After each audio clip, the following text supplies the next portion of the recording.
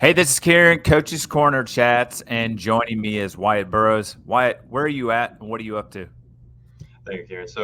My name is Wyatt Burrows. I'm the assistant coach at Frederick Community College in Frederick, Maryland. Um, Started with the men's program this upcoming season, and we are also the interim staff for the women's team as well while they're looking for a new coach. What has the dynamic been? One, jumping onto the staff with the men's, but now having the women's being added to the mix. I mean, it's the same staff, so there's sort of that continuity there. So the standards and the expectations are the same, but the issue that we have now is sort of picking up where the previous coach left off. So numbers wise, we're a little bit low. We're trying to keep everybody, get them fit and prepared for the season as best we can, and then hope that when they bring someone else in, then they can do sort of the butt of the work recruiting and implement their tactical system then. How is it that you ended up at Frederick for this opportunity? So I started out coaching at the high school level in Baltimore County, and one of my other sort of side gigs was I was the club assistant coach at UMBC in Catonsville, and the head coach for the club team was the Baltimore Armor under 23s coach. So I did all of his evals and met people there, and just through communication with the other guys that he had running those evals, one of them said, "Hey, you might as well send an email to, a couple local colleges or community colleges and see who's looking for an assistant," and send an email to Dustin at Frederick, as I'm sure you know Dustin. He was on the show, and he responded positively. We talked, and he liked what I brought to the table, and that's how everything got going from there. How cool was that to have someone in your background or working with you that said, "Hey, I think you're ready to make the leap. Go ahead and put this out there." I think it's awesome that I've had people around me that have motivated me and taught me everything that I know and are still pushing me to improve and get to the next level. I'm only 21. Have 4 years of coaching experience, and I already made the jump to coaching college. I'm coaching JUCO now, and I'm looking a few years down the road to. I'm looking forward to seeing what happens. If we go all the way back to the beginning, when did Wyatt even get into soccer? Were you playing as a youth? How did this whole journey begin? So it's quite the story, actually. So I grew up playing American football. I was a 320-pound offensive lineman going into my junior year of high school. Played football my junior year, but I always loved the sport of soccer. I always appreciated it. That was my favorite sport. It's what I watched, and I knew I always knew that I wanted to play. And since I wasn't playing, that's sort of where I made the switch to coaching at a young age, because that's how I felt that I could get involved in the game. Before my senior year of high school, I went from 320 to 180, walked onto the team, made the team, played varsity, won our conference my senior year. And that's sort of where my love of the sport really, really took off. Moved to Florida, started coaching at the high school down in Florida where I went to college, dropped out of college, came back here, and transferred to a school up here. Didn't really work out, and I was at the point where I had to make the decision as to what I wanted to do. I always knew I wanted to coach, but I am at the point now where I don't have a family of my own, don't have a full-time gig going for me, so I have the time to focus on doing this and see if I can make a career out of it. So I've been working off of the small stipend that I've got, still giving them 40, 50, 60 hours a week, just trying to prove that I want to develop as a coach and prove that I'm capable of helping run a program, and see what happens from there. The first thing that pops in my head is, how does one go from 320 to 180? And what was the impetus or the switch for you that said, okay, I've got to do this? So I was actually at that moment was previously living with my mother, had some family stuff go down. I was living in my car for a little bit in the transition between my junior senior year of high school, and that's sort of when I was like, okay, if I'm making this big of a switch now, I might as well see it through to the end and see how far I can go. And that's been kind of my mantra since then, is if you're going to do something, you might as well do it 100% and see how far you can go. And that's sort of what motivated me then. When you look back, what was some of the things that you loved about that senior year of playing soccer? Um, it was a group of guys where it was a team dynamic. We had a lot of talent. Obviously, we were talent wise, we had over half of our team end up playing college soccer at whatever level they played at. But everybody motivated me. They knew that obviously technique wise, I hadn't played a whole lot. I wasn't up there. Obviously, I play at a high level now. I play futsal and I play MASL, but back then, just getting into it, it was much different. But everybody pushed me and motivated me, so it was a very positive team dynamic. Which, especially going into it now, it's seems like it's rare to find a team where everybody's on the same page and everybody's cool with each other. So that's really one of the things I appreciated. And I had a coach as well who understood my situation, was there for me, and whether it was on the field or off the field, he was my sort of mentor towards getting me to where I wanted to get, and I was very fortunate to have that. I was going to say, what's the difference going from football to soccer? Like in terms of, already mentioned a little bit about the coaching style and such. What was the, like maybe the feel and the culture changes and the differences between the two? In particular, in youth sports, I would say the sports that are particularly popular in America, like football, basketball, baseball, youth sports are very winning oriented. I'll say that might not be the right word to use, but it's all focused on putting your kids on the best teams with the best opportunities and getting eyes on you. Whereas soccer is a bit different, and having coached youth teams at various levels, it's much more individual based within the structure and the culture of the team. So when I evaluate for my youth teams, I have a 2013 EDP random youth team. That's I call it my science project. With them, I will evaluate the 50, 60-ish guys that'll come to tryouts. And out of the 16, 17 spots on my roster, I will know, okay, these are the 3 or the 4, the handful of guys that I can see making the jump to the next level. So while I have a roster of 17 guys, the rest of those guys that fill those spots might not be the best talent-wise. It's just guys that I know will supplement the development of the handful that I know would want to and have the capability of making the jump. Whereas with American sports, it's very, we're going to take the 17 best guys and we're going to win. And there's a lot of youth coaches that think that way, but that's a very American mindset to have. And when you're focused on the development of players and preparing them for their next stage of play, you have to approach it a little bit differently. So you play 1 year of high school. How does the opportunity to play in Florida come about? So I was initially, that's where I made the switch to coaching in Florida. I ended up coaching at the local high school. I was going to play football and kick for the football team, and that was COVID year. That was 2020. So like right as I was going to go, they disbanded the football team because of funding. So I was a little bummed about that. But I mean, it led me down the coaching path. So it's a bittersweet feeling, I guess, but it's, made the most of it. When you look back at that point, what was it about coaching that you kind of felt like was something you would be really good at?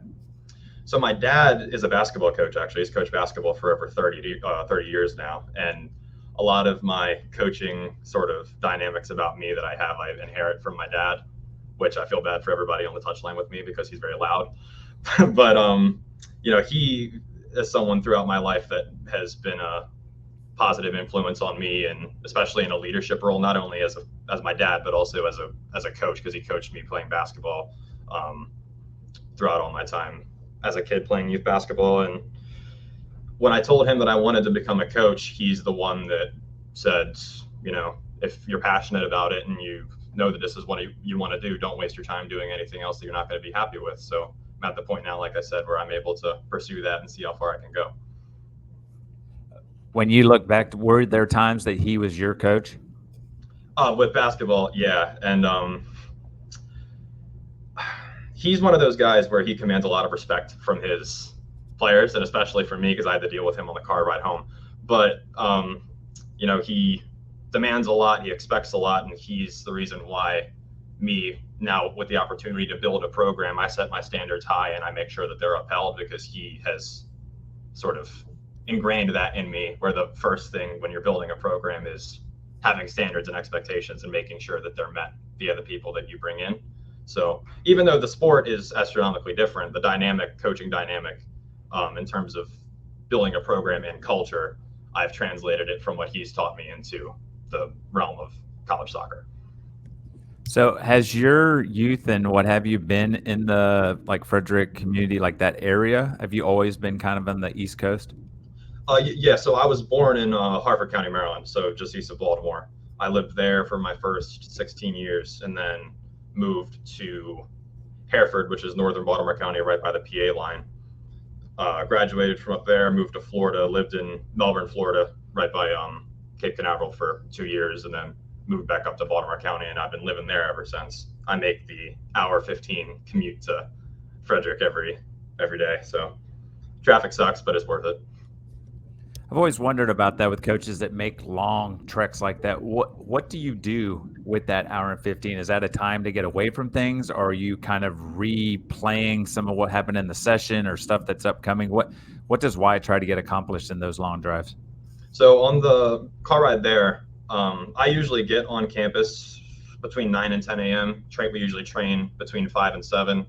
So that time on the way there is sort of my free time, I'll say, where I'm listening to my music or listening to a podcast or something like that. And then I get to campus, spend the first part of that finishing my session plan, seeing if the stuff that I want to do with my guys is what I want to do. If it's not, I'll tweak it a little bit. And then from there, it's recruiting, like contacting 25s, 26s, stuff like that. And then if I have a little bit of downtime, I'll watch some film and analyze some games, because obviously I wasn't here last season. So I want to get a feel as to the other programs and the way that they play and how we can adjust tactically to prepare for that, and then train. And then on the car ride home, kind of reflecting on that session. A big part of me is just doing self-reflection. So if something doesn't go right, why didn't it go right, and how can I make it go a little bit better? So if I implemented something in training and didn't get the result that I wanted, and I'm thinking, okay, could I give them a little bit more space? Can I add some guys in, or just things like that, so that next time if I wanted to implement the same session plan, it could go a little bit smoother. When you move back up to the Maryland area, is that when, I believe you mentioned high school, how does that high school opportunity come about? A lot of cold calling is what I did. So I was reaching out and about to see if anybody was interested in bringing on an assistant, and it must be a prerequisite for high school athletic directors that in order to get the job, you cannot answer any of your emails or phone calls. And only one of them answered, and it was Coach Waters from Newtown. And from there, he introduced me to my mentor and one of my great friends, Steve Horrigan, who is one of the best coaches I have ever met. And from there, we kicked it off, and I came on as his assistant. And over the off season, we were doing classroom sessions and was meeting the boys. And it just started off from sending him an email with my resume and my cover letter, and he said, I've never seen anybody below the age of 40 apply to a job that way, and I love it. So that's how I got the gig there. I guess my first question is, why high school? Why is that your first kind of spot that you try to dive into? I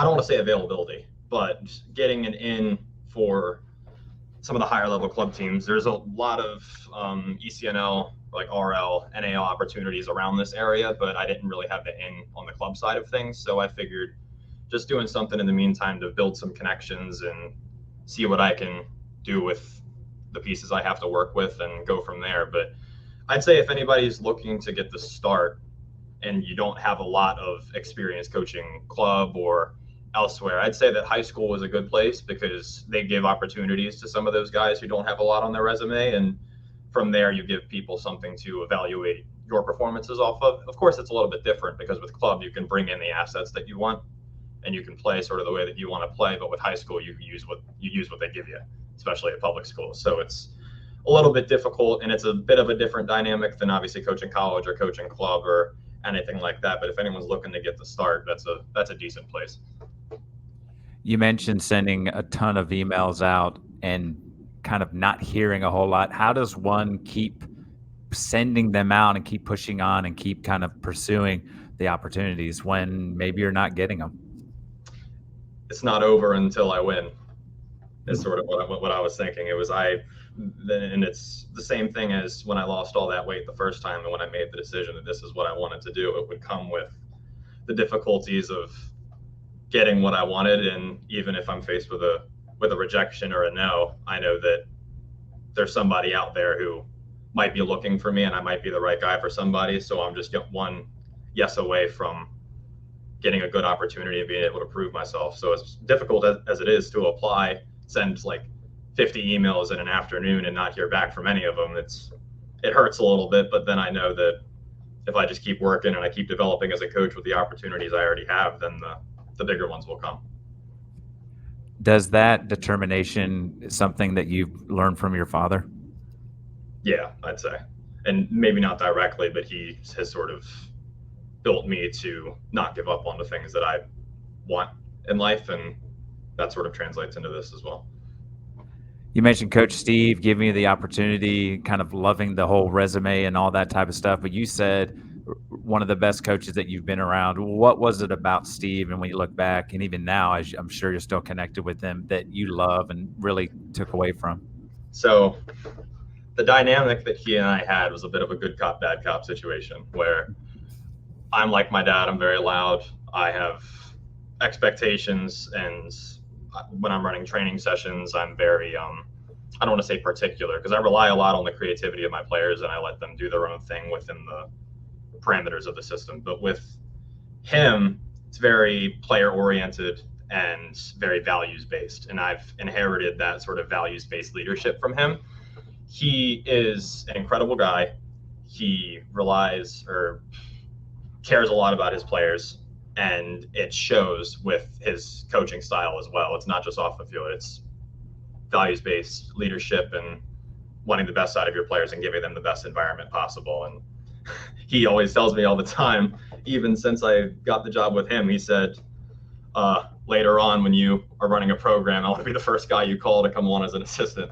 So he's a great guy, and he's definitely, if the opportunity comes, he's going to be the first one I'd call. You mentioned as well that playing futsal still and what have you, still in the game. How important is that for you to be able to have that other part of you where you're like Wyatt, the soccer player as well?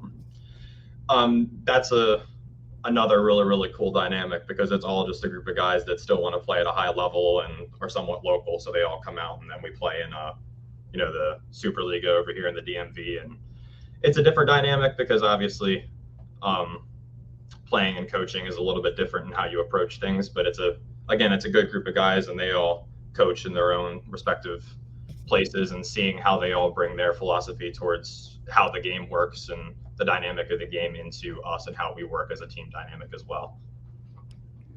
With you having coaching, you mentioned your youth team, you've done high school, now you're in, the junior college game. What are some of the similarities and some of the differences that you've noticed in those different kind of arenas?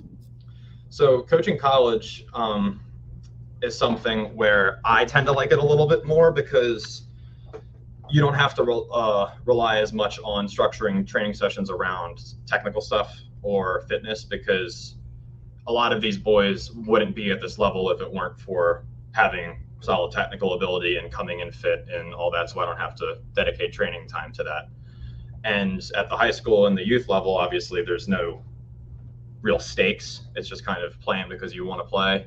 And me as a coach, and the way that I am, I put 100% into everything. So I can't imagine when people show up and feel like they don't have to give me 100%, and they show up when they feel like it and do what they feel like doing. And I like the college dynamic of, we have a team culture, we can implement a system based off of the assets that we have and the standards that we have, and they can take that in, as long as it's within the confines of the system, be creative.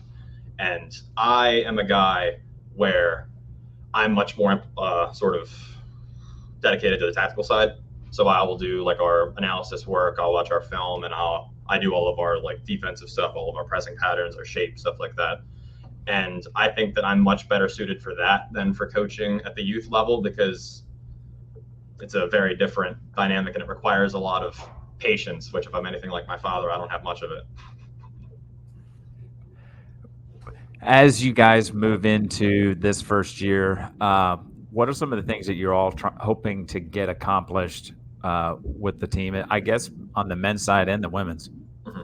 So for the men's team, we're coming off a year where we finished 8-5-5, but that record isn't, I don't want to say fair, but we're in Region 20 of the NJCAA, and we were ranked in the top 20 So there were two other teams in our region that were also ranked in the top 20, and we lost in the playoffs last year to College of Southern Maryland. And our biggest thing for us will be using the assets that we have to sort of implement a new tactical system, because it's very difficult with JUCO because the turnover is twice as quick. So you have a new group of guys coming in after 2 years, sometimes 1 year, if they're looking to make the jump early. So how can we use what we have, knowing what we know about the other teams in our region, to reach the national tournament? And for us, it's just been preparation, a lot of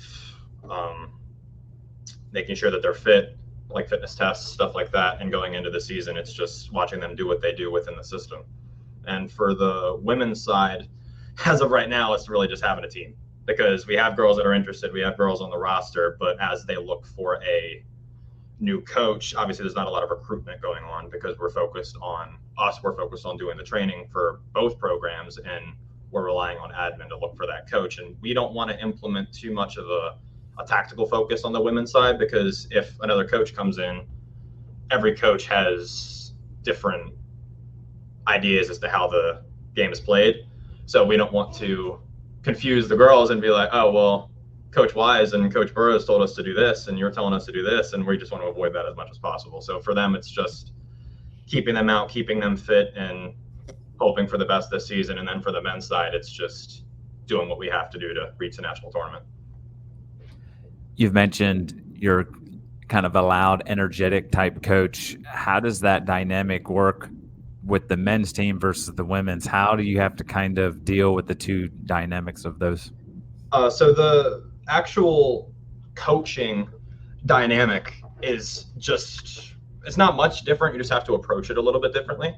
Whereas with the men's side, they know my expectations, and when those expectations aren't met, they know that I'm going to be upset and I'm going to get on them a little bit, because those standards are important to me. With the women's side, the standards are the same. It's just how you approach the individual conversations, because women's players tend to take things a lot more personally throughout my experience. And I've been in communication with women's coaches like Randy Waldrum, Marcus Wood, guys like that, and they have all told me that it's just the approach is a little bit different. So it's very like guidance based with the women's side versus with men's. It's just, I can get on them a little bit, and it's a different dynamic of getting a result. How helpful has it been to have people like Randy and others that you can just kind of even send a quick text or an email or a Twitter DM and get feedback like that? It's great, because I have, like I said, been sending emails to college coaches and high school coaches trying to get a job for years. And then I sent Randy an email. He's coming back from the Olympics in 5 days. So I sent him an email like 2-3 weeks ago, responded within 3 hours. And is like, oh yeah, I'll talk with you. Yeah, here's my cell number. I'm like, that's pretty cool, knowing that I have people like that I can talk to, and that are looking to see younger coaches step in and fill those roles once they're vacated. You mentioned earlier, talking about this, that your dad was a coach and has been coaching for 30 plus years. What's it been like for him to see you start finding your coaching groove and find you where you're at now? At first, he was a little bit wary of it, because obviously I was just out of college at the time and trying to get my footing when it comes to getting my life back on track after dropping out of college. But when he realized how serious I was and how seriously I was taking the opportunities that I had, he's been very supportive of it, and that he's been helping me however I can. I'll call him for advice sometimes, and even though it's a different sport, he'll still have some decent feedback as to the situations and stuff like that. So it's very good to have someone that I can rely on like that. What's the draw to junior college? Like, if you were to sell it to people, why do the 2 years or the 1 year? What about junior college is a great kind of fit for student athletes? To give a direct example of myself, if I could go back, I would have gone the JUCO route, simply because you don't have to move away from home. It's infinitely cheaper, just from an educational standpoint. And Maryland at least has a grant. I forget exactly what it's called, but if you graduate from a Maryland high school and you apply for this thing, like I said, I don't remember what it's called, you get to go to your local junior college for free. So if you are local to a junior college and they offer the program that you want, then you don't have to pay anything, and then you get your AA, and then you can go to a 4-year and pay half the money. But even if your local one doesn't have that program, you can go to any junior college in the state for free.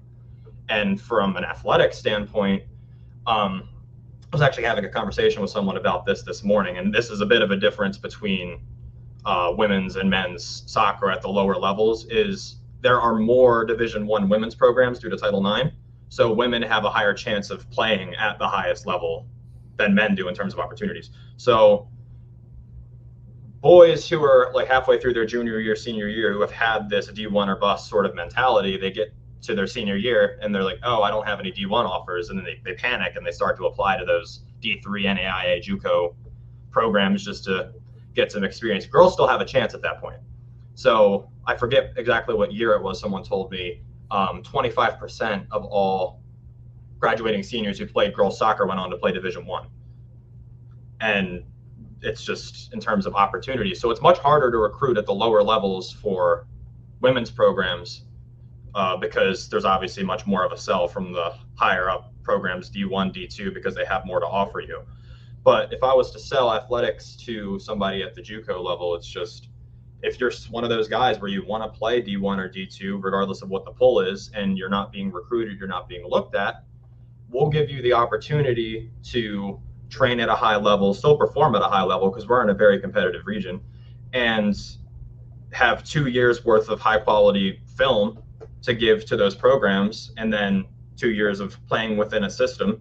So by the time they make that jump and they get those looks and they're able to go to that program, not only will they be fit, be technically almost on par with everybody else, they'll also have the experience of playing within a tactical system, which those higher levels will demand from them. So at the JUCO level, is it as exciting to, one, do really well as a team, but two, to be able to see some of your players move on to bigger, other opportunities beyond just Frederick? And it's sort of one of the last stages where it's watching their development, because they're becoming men now. So watching them go from us and playing at 4-year programs. We've sent guys to UMBC, Frostburg, all like D1, D2 programs. And it's always nice to see that and to know that being a part of this program, both I and the player, I have helped rekindle sort of that love that they've had for the game, and they still want to go on and play at a high level. And that means a lot to me. You mentioned at the beginning of, hey, I'm at Frederick now, but I kind of have big dreams. What are some of the things that you'd like to get accomplished as a coach? I want to be able to work as a coach full time, and I don't care about the money, because in a lot of these opportunities, there's not a lot of money to be made.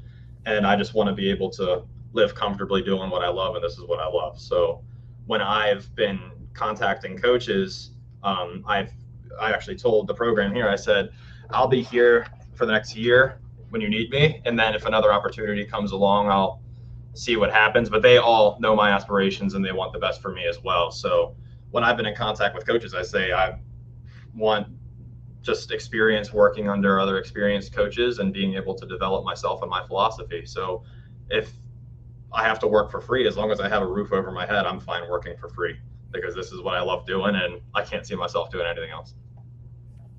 One of the things I always ask coaches is there things that for you that you do that gets away from soccer a little bit? Is Wyatt ever able to like turn the soccer switch off, and like what things do you do to maybe get away and just kind of be like, all right, I'm just going to chill and just do some stuff? People talk about burnout. I don't burn out for some reason. So when people have that opportunity where they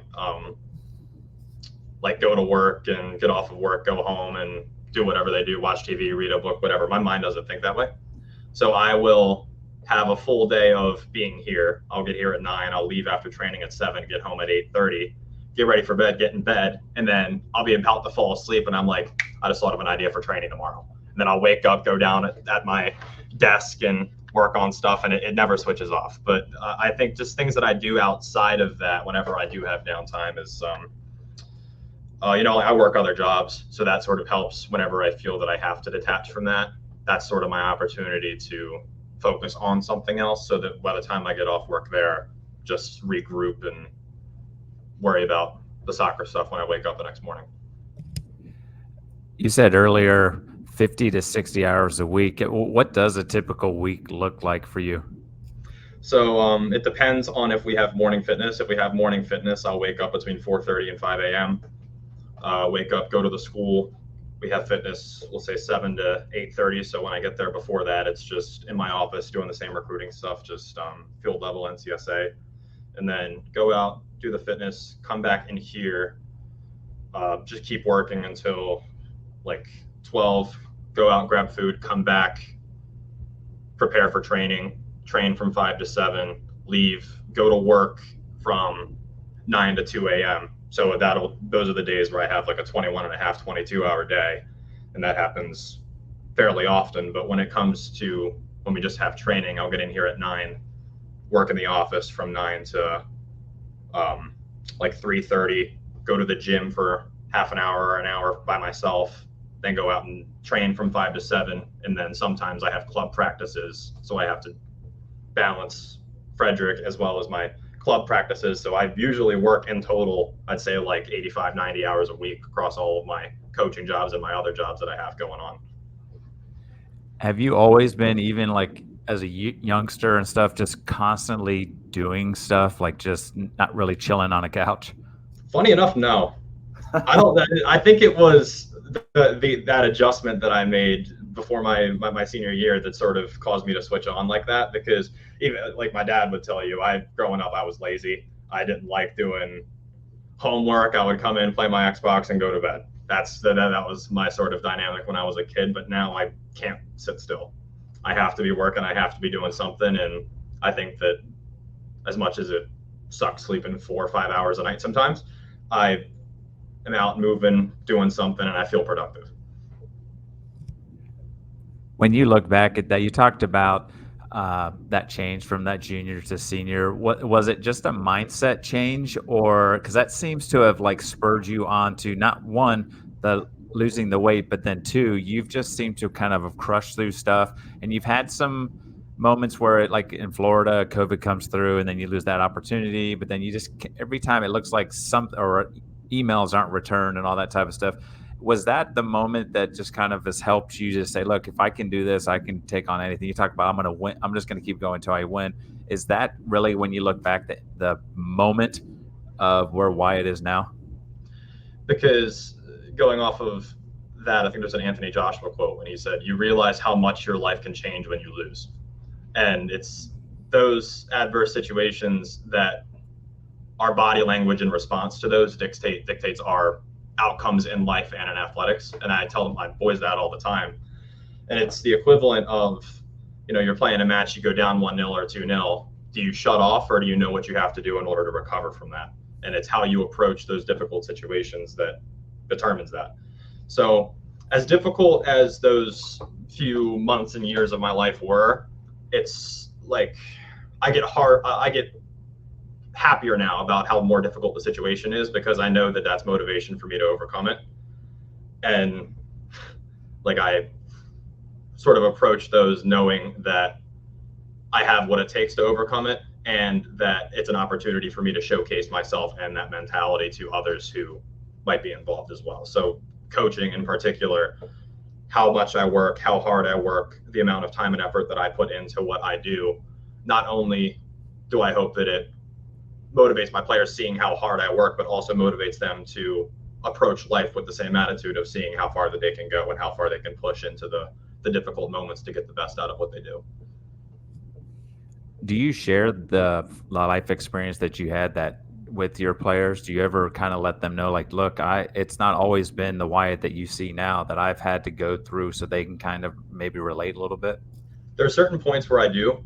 I try not to make that the sort of baseline of why I do what I do. It's just there's times where if I see people showing up to preseason camp not fit, if I see people, not doing the drills at pace, stuff like that, I just remind them that this out on the training ground is not where you become a champion. You become a champion in what you do when I'm not watching you.